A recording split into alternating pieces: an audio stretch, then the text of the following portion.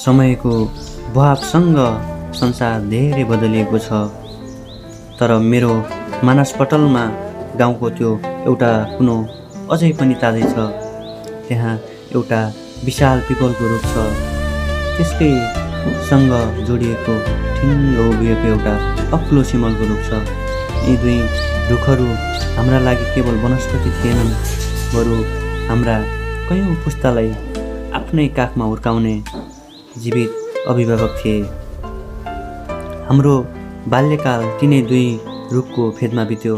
सिमलको त्यो अग्लो जिउ र त्यसमा फल्ने भुवादार फल सिमल डाँडो झार्न हामी ढुङ्गाले हिर्काउँथ्यौँ। कहिलेकाहीँ त पिपलको लचिलो हाँगामा झुन्डिएर पिङ खेल्दा खेल्दै कतिपय हाँगाहरू नै भाँचिदिन्थ्यौँ। तर अचम्म ती रुखहरूले कहिले गुनासो गरेनन्। जति नै दुःख दिए पनि, हाँगा भाँचिदिए पनि तिनीहरूले हामीलाई सधैँ शीतल छाया र खेल्ने ठाउँ दिइरहे। पिपल र सिमलको बिचमा एउटा सानो खोल्सोवा सेप जस्तो ठाउँ थियो। साना हुँदा हामी त्यही भित्र लुकेर लुकामारी खेल्थ्यौँ।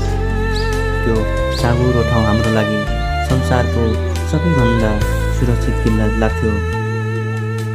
त्यो सब हामीले मात्र गरेका होइनौँ, हाम्रा बुबाहरू र हाम्रा बाजेहरूले पनि आफ्नो बाल्यकाल यसरी नै त्यही बिताउनु भएको थियो।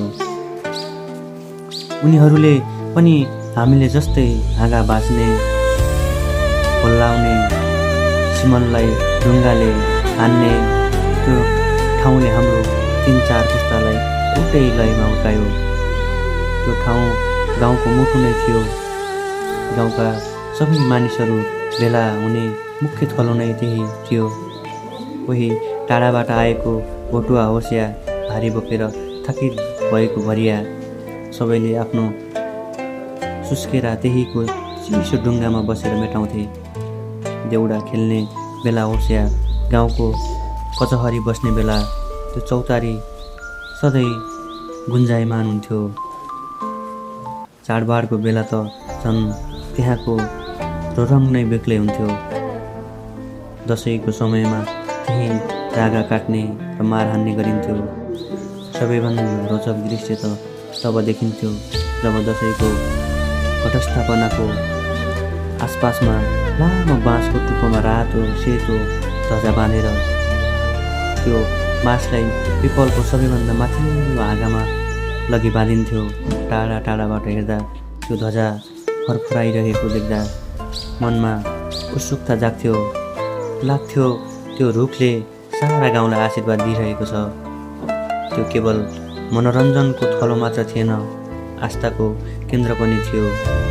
पिपलको फेदमा रहेको सानो मन्दिरमा गरिने पूजाआजा र धुपको सुगन्धले वातावरणलाई सुगन्धित बनाउँथ्यो।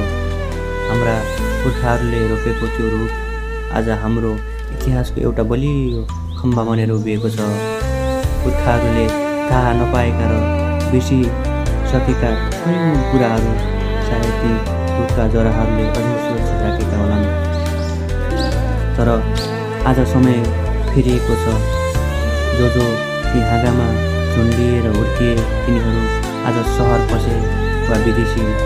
जो बाजेहरूले त्यहाँ कचहरी चलाउँथे तिनीहरूमध्ये धेरै अब रहेनन्। हिजो आज त्यो चौतारीमा मान्छेहरू भिड लाग्दैनन्।